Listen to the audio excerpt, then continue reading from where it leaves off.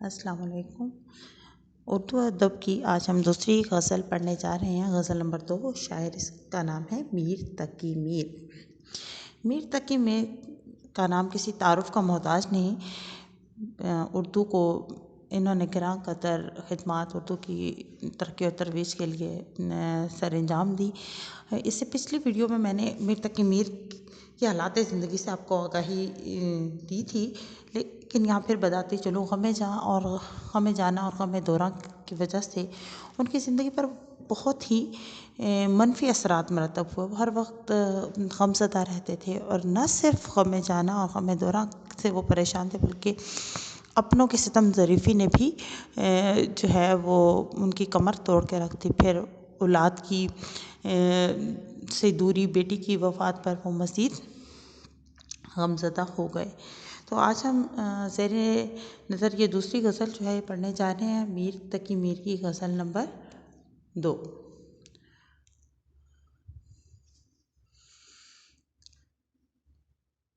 پیری میں کیا جوانی کے موسم کو روئیے، اب صبح ہونے آئی ہے ایک دم تو سوئیے۔ اخلاص دل سے چاہیے سجدہ نماز میں، بے فائدہ ہے ورنہ جو یوں وقت کھوئیے۔ کس طور آنسوؤں میں نہاتے ہیں غم کشا، کس طور آنسوؤں میں نہاتے ہیں غم کشا، اس آب گرم میں تو نہ انگلی ڈبوئیے۔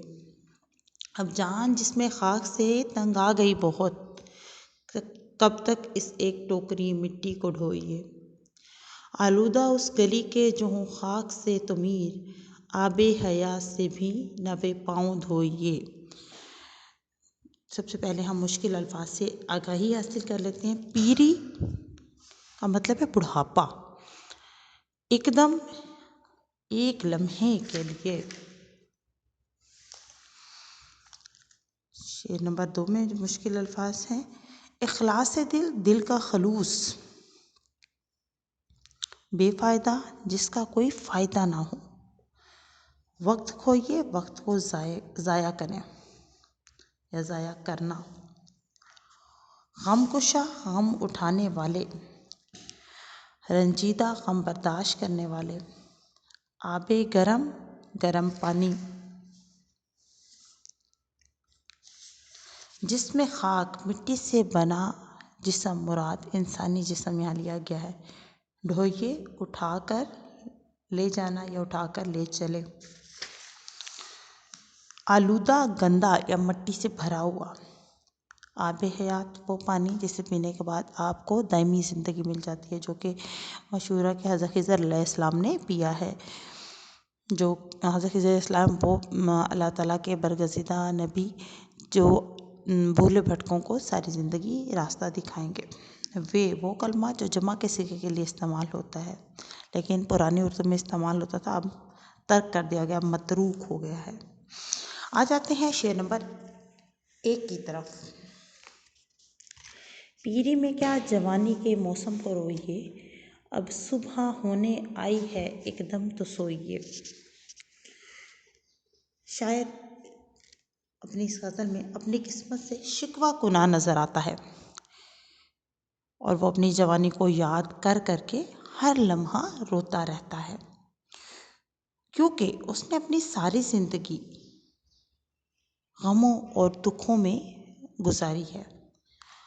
اب اس میں اتنی ہمت، قوت اور طاقت نہیں کہ وہ مزید کسی غم کو سہ سکے، اور جب اس میں ہمت، قوت اور طاقت تھی، جب وہ جوان تھا، وہ دنیا کی رنگینیوں میں ایسا کھویا کہ جب خبر ہوئی، جب اس کی آنکھ کھلی، جب اسے احساس ہوا تو موت کا وقت سر پر آن پہنچا تھا، تو اسے اپنی حالت زار پر شدید رونا آیا۔ شاعر نے بہت ہی خوبصورت انداز میں جو ہے شاعر کی دلی کیفیت کو بیان کیا ہے۔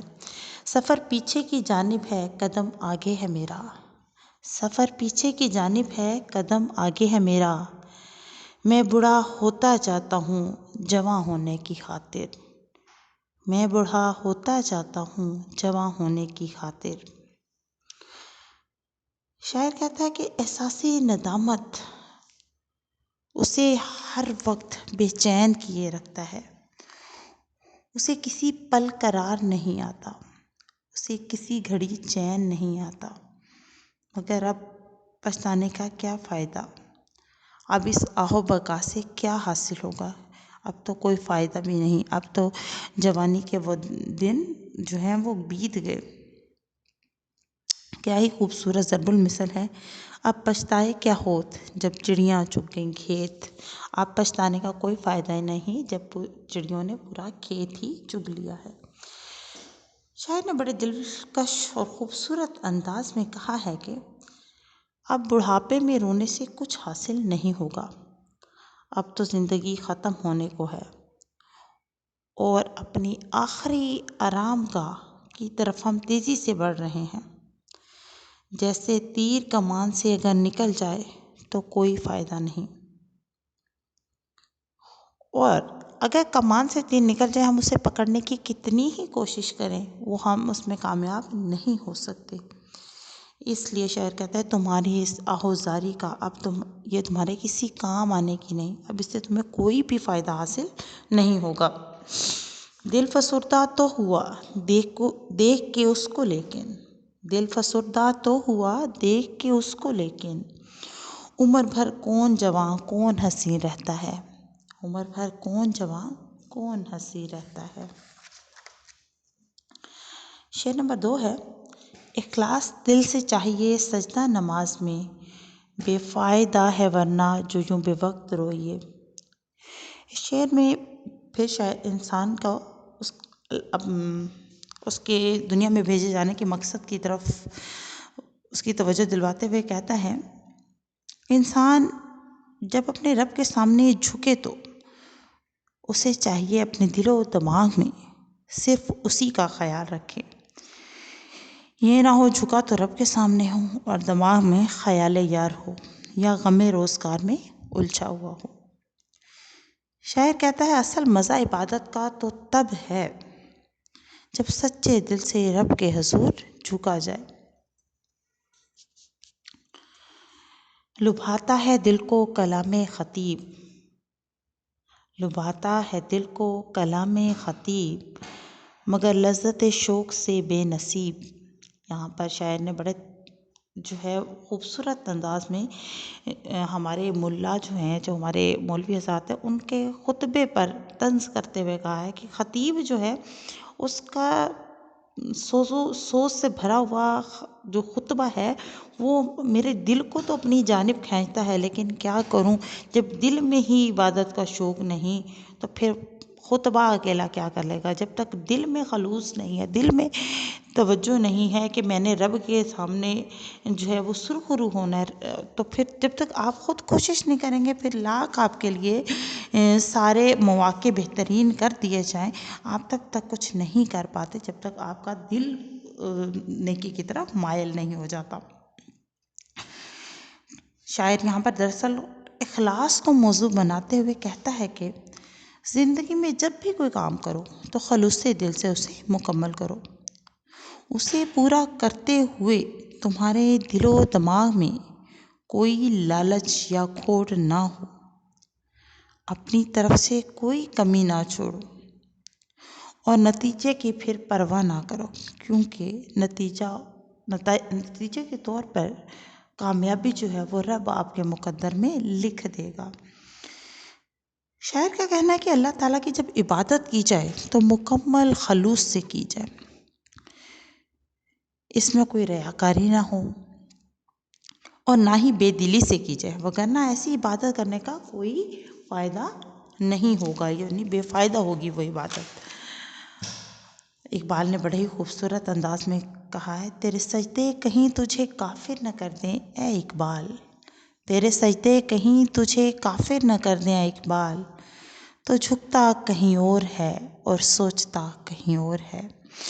شاید نے کس قدر خوبصورت انداز میں ہم سب انسانوں کی دلی کیفیات کی ترجمانی اس شعر میں کی ہے کہ ہم رب کے سامنے جب نماز پڑھ رہے ہوتے ہیں تو ہمارا دھیان ہوتا ہے کہ اب میں نے اس کے بعد یہ کام کرنا ہے، اس کے بعد میں نے یہ کام کرنا ہے، اب یہ میری میٹنگ جو ہے اس کا ٹائم ہونے والا ہے، اب میری یہ جو ہے میں نے ای میل کرنی ہے، یا میں نے کہیں جو ہے کسی سے ملنے جانا ہے، یا پھر میرا کوئی ضروری کام ادھورا رہ گیا اس کو مکمل کرنا ہے۔ ہم سب نماز میں، ہمیں دنیا جہان کے کام جو ہے وہ نماز میں یاد آ رہے ہوتے ہیں۔ فرمان رسول صلی اللہ علیہ وآلہ وسلم ہے، اعمال کا دار و مدار نیتوں پر ہے۔ ایک روز نبی پاک صلی اللہ علیہ وآلہ وسلم ایک محفل میں اپنے اصحاب کے ساتھ موجود تھے۔ ایک شخص نے پکار کر پوچھا، یا رسول اللہ صلی اللہ علیہ وآلہ وسلم، ایمان کیا ہے؟ آپ صلی اللہ علیہ وسلم نے ارشاد فرمایا، ایمان اخلاص ہے، مگر افسوس اگر دل میں خلوص کا جذبہ نہیں تو تمام ریاضت بیکار ہے۔ علامہ اقبال نے بہت ہی خوبصورت انداز میں کہا ہے، جو میں سر بسجدہ ہوا کبھی، جو میں سر بسجدہ ہوا کبھی، تو زمیں سے آنے لگی صدا، تیرا دل تو صنم ہے آشنا، تجھے کیا ملے گا نماز میں۔ ایک اور شعر ہے علامہ اقبال کا ہی، وہ ایک سجدہ جسے تو گراں سمجھتا ہے، وہ ایک سجدہ جسے تو گراں سمجھتا ہے، ہزار سجدوں سے دیتا ہے آدمی کو نجات۔ یعنی اگر تم اچھے طریقے سے خلوص دل سے رب کی بارگاہ میں حاضر ہو جو تو تمہیں کسی کے آگے جھکنے کی ضرورت نہیں پڑے گی، کسی کے آگے دستے سوال نہیں کرنا پڑے گا۔ اگر تم اچھے طریقے سے رب کے آگے نہیں جھکو گے تو پھر بے فائدہ ہے، بے مقصد ہے تمہاری عبادتیں اور ریاضتیں، پھر بھلے تم ساری ساری رات قیام میں گزار دو، اگر دل میں اخلاص نہیں ہے تو تمہاری اس محنت کا کوئی فائدہ نہیں۔ شعر نمبر 3 ہے، کس طور آنسوؤں میں نہاتے ہیں غم کشا، کس طور آنسوؤں میں نہاتے ہیں غم کشا، اس آب گرم میں نہ انگلی ڈبوئیے۔ شعر میں شاعر عاشقوں کی غمزدہ کیفیت پر حیرت کا اظہار کرتے ہوئے کہتا ہے کہ یہ لوگ شدید غمزدہ ہو کر دن رات آنسو بہاتے رہتے ہیں اور اپنی اس حالت پر ان کا کوئی اختیار بھی نہیں۔ شدت غم کی وجہ سے نکلنے والا آنکھوں سے نمگین پانی اس قدر گرم ہوتا ہے، اس میں اگر انگلی ڈبوئی جائے تو وہ بھی جل جائے۔ شاعر کی دلی کیفیت اس شعر میں بہت خوبصورت انداز میں بیان کی گئی ہے۔ دل بھی قطرہ خوں ہے، دل بھی قطرہ خوں ہے، آنسوؤں میں بہہ گیا ہوگا۔ یعنی شاعر کا کہنا ہے کہ میرا دل بھی خون کا ایک لوتھڑا ہی تو ہے، اور میں اتنا رویا کہ آنکھوں سے آنسو کی جگہ خون بہنے لگا، تو یقیناً میرا دل بھی اس خون میں بہہ گیا ہوگا۔ شاعر کا کہنا ہے کہ غم جاناں میں اکثر عاشق جلتے رہتے ہیں اور وہ اس قدر غمزدہ ہوتے ہیں کہ ان کے اندر آگ کا ایک الاؤ ہر وقت دہکتا رہتا ہے۔ جب یہ غم آنسوؤں کی صورت آنکھوں سے رواں ہوتا ہے، جب یہ غم آنسوؤں کی صورت آنکھوں سے رواں ہوتا ہے تو یوں لگتا ہے اگر یہ کہیں بھی گرے تو اسے جلا کر راکھ کر دیں گے۔ شاعر نے حوالے کے شعر میں بڑے دلکش انداز میں وضاحت کی ہے، ضبط سے راز محبت کا چھپانا تھا محال، ضبط سے راز محبت کا چھپانا تھا محال، شوق گر پنہاں ہوا غم آشکارا ہو گیا، شوق گر پنہاں ہوا غم آشکارا ہو گیا۔ یعنی میں نے اپنی محبت کو بڑے اچھے طریقے سے زمانے سے چھپا کر رکھا تھا، لیکن تیری بے وفائی، تیری جدائی کے غم نے سارے جہان میں جو ہے چرچا کر دیا کہ مجھے تجھ سے محبت ہے۔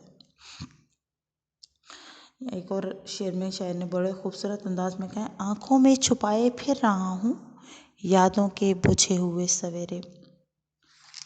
شاعر نے کمال خوبصورت انداز میں آنسوؤں کے گرم ہونے کو عاشق کے دلی دکھ اور درد سے تشبیہ دی ہے۔ دراصل شاعر غموں کی شدت بیان کرتے ہوئے کہتا ہے کہ میر نے غم جانا اور غم روزگار دونوں کے ستم سہے، اس لیے اس کیفیت کا اثر ان کے کلام میں واضح طور پر نظر آتا ہے۔ میری قسمت میں غم گر اتنا تھا، دل بھی یارب کئی دیے ہوتے۔ سیلاب اشک گرم نے ایذا میرے کیے تمام۔ سیلاب اشک گرم نے ایذا میرے کیے تمام، اے درد کچھ بہا دیے کچھ جلا دیے، اے درد کچھ بہا دیے کچھ جلا دیے۔ آج اس ویڈیو میں آپ آدھی غزل پڑھی ہے، بقیہ غزل آپ اگلی ویڈیو میں پارٹ 2 میں جو ہے وہ ملاحظہ کیجیے۔ اور اللہ حافظ۔ اپنے یقیناً اس ویڈیو سے بہت سی معلومات حاصل کی ہوں گی۔ اس چینل کو سبسکرائب کیجیے، لائک کیجیے اور شیئر کیجیے۔ اللہ حافظ۔